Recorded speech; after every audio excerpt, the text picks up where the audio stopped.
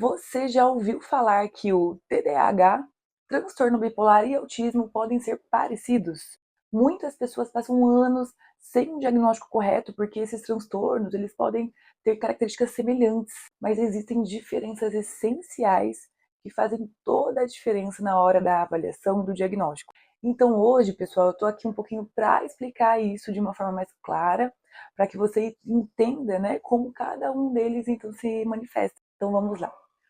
O início dos sintomas, né? Então, o primeiro sinal de alerta de um TDAH é que os sinais aparecem ali na infância, né? Geralmente antes dos 12 anos. Então, a criança ela pode ter uma dificuldade para manter a atenção, ser mais impulsiva e hiperativa ou hiperativa.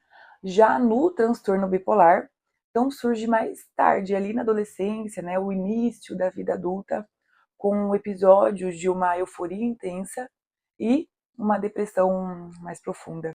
O autismo, né, no transtorno do espectro autista, os sinais costumam ser perceptíveis antes dos 3 anos. Então pode haver uma dificuldade ali de comunicação, presença de comportamentos repetitivos e uma resistência a mudanças na rotina. Então, se os sintomas eles aparecem muito cedo, envolvem dificuldades ali sociais, pode ser, né, o espectro autista.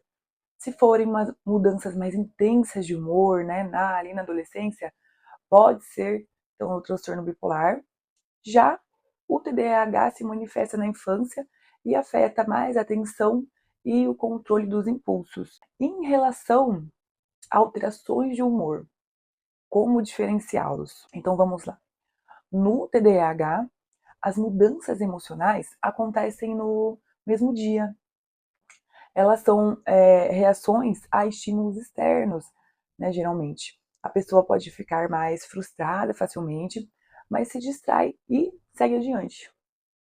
Já no transtorno bipolar, as oscilações são mais longas, duram dias, semanas e até anos. Envolvem episódios de uma euforia, né, que é a fase da mania, e uma depressão. Já no transtorno do espectro autista, as mudanças de humor geralmente estão mais ligadas a uma sobrecarga sensorial. Então, mudanças inesperadas na rotina, né? Ou dificuldades na interação social. Então, o tempo das oscilações pode ser uma pista importante. Mudanças rápidas pode ser o TDAH. Mudanças prolongadas pode ser a bipolaridade. E no autismo, as mudanças geralmente têm gatilhos bem definidos. A terceira coisa é a distração versus hiperfoco. Então, qual a diferença?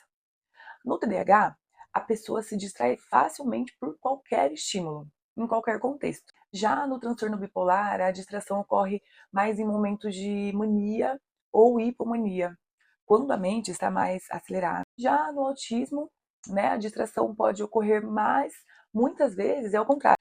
A pessoa entra em hiperfoco, ficando extremamente interessada em um tema específico por horas. Então vamos lá, se você se distrai com tudo, pode ser o TDAH.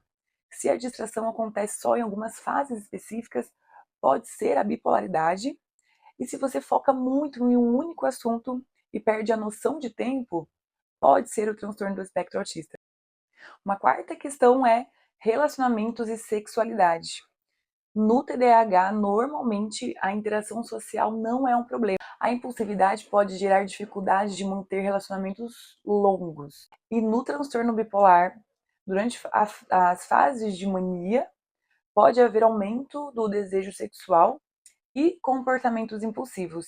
Já lá no espectro autista, algumas pessoas podem ter menos interesse em relações sociais, em interações sociais, ou uma dificuldade para entender sinais não verbais.